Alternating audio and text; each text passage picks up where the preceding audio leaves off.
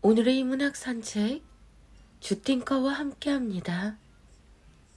네이버 블로그 김종원 작가님과의 대화. 내 시간을 더 소중한 사람들에게만 선물하며 살자.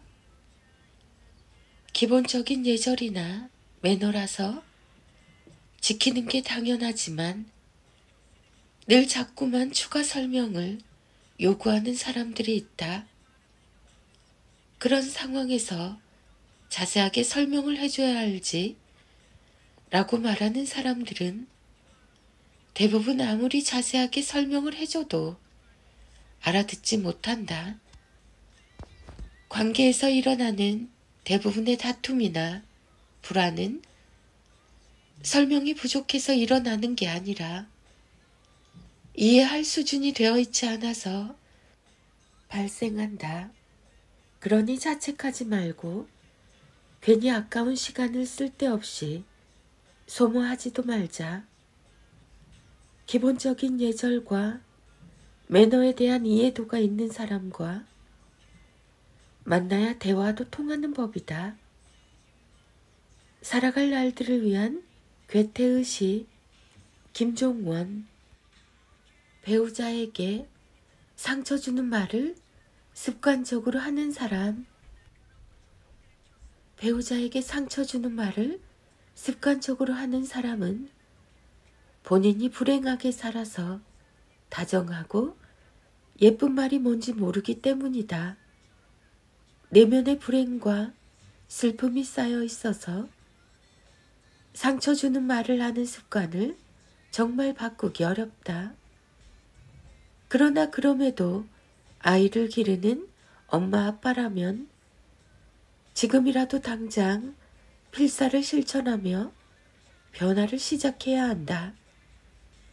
상처 주는 말을 습관적으로 내뱉는 현실을 바꾸지 않으면 그렇게 내내 상처받고 불행하게 자란 내 아이가 나와 같은 삶을 살게 되기 때문이다.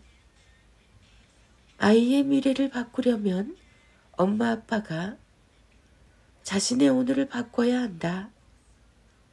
그래서 늘 부모의 시작이 아이가 만날 최고의 기적이다.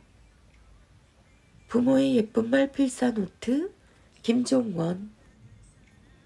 김종원 작가님의 하루 10분 인문학 수업. 나이 50이 넘어서야 조금씩 보이는 것들.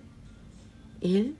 빠르게 뛰는 것보다 오래오래 걷는 게 중요하다. 2. 사람 노릇을 하며 사는 게 생각보다 더 어렵다. 3. 모두가 다 달라서 모두 다 특별한 거다. 4. 사람을 이해하는 게 세상에서 가장 어렵다. 5. 내 인생의 크기는 내 언어의 크기를 넘을 수 없다. 6. 죽을 때까지 배워야 죽을 때 후회하지 않는다. 7. 내게 주어진 모든 것은 다 세상이 준 선물이다. 물론 그냥 세월만 흐른다고 새로운 것이 보이는 건 아니다. 중요한 건 시간이 아니라 언어다. 내 언어의 수준이 높아지면 거기에 맞는 세상이 보이면서 새로운 깨달음을 얻게 된다. 언어는 보이지 않는 세계의 문을 여는 마법의 열쇠다. 내 언어의 한계는 내 세계의 한계이다. 김종원. 김종원 작가님의 생각 공부. 모든 고통과 슬픔의 시간은 내 자존감의 근거가 된다. 1. 누가 뭐라고 비난하고 질투해도 그냥 여러분은 매일 하던 것들을 매일 하면 된다. 비난하는 자는 멈춰서 외치느라 그 자리에서 성장하지 못하지만 늘 앞으로 나가는 사람은 점점 멀어져서 나중에는 비난의 소리조차 들리지 않게 될 테니까. 그럼에도 불구하고 귀를 막고 계속해서 하는 사람이 결국 이긴다. 오래전 미국의 한 자선단체에서 노숙자들에게 매달 50만 원 정도의 현금을 줬더니 대부분 그 돈을 술과 담배를 사는 데 탕진했다. 그런데 놀랍게도 매달 주는 돈을 100만 원으로 올리니 그들이 변하기 시작했다. 무려 80% 이상이 저금을 시작한 것이다. 저금이란 희망을 꿈꾸기 시작했다는 증거라서 더욱 특별하다. 지금 불행하고 힘들다면 자신에게 2배의 긍정의 언어를 선물하라. 희망을 저축할 수 있도록. 3. 밤에 늦게 자는 사람이나 일찍 자는 사람이나 모두에게 적용되는 메시지다. 매일 늦게 일어나서 인생을 낭비하지 마라. 아침은 최대한 일찍 일어나서 빠르게 시작하는 게 자신을 위해 최선이다. 하루를 누구보다 일찍 시작했다는 그 생각은 그날 하루 종일 자신에게 박수를 치게 만들며 고스란히 강력한 자존감의 근거가 된다. 굳이 그 멋진 근거를 외면하지 마라. 4. 시간을 어떻게 보낼 수 있을까라는 질문과 시간을 어떻게 활용할 수 있을까라는 질문은 아예 향하는 방향이 다르다.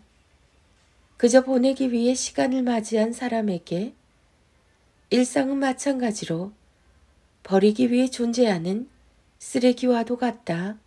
하지만 시간을 활용하려는 자에게 일상은 누구보다 즐겁게 사용할 수 있는 놀이터와도 같다.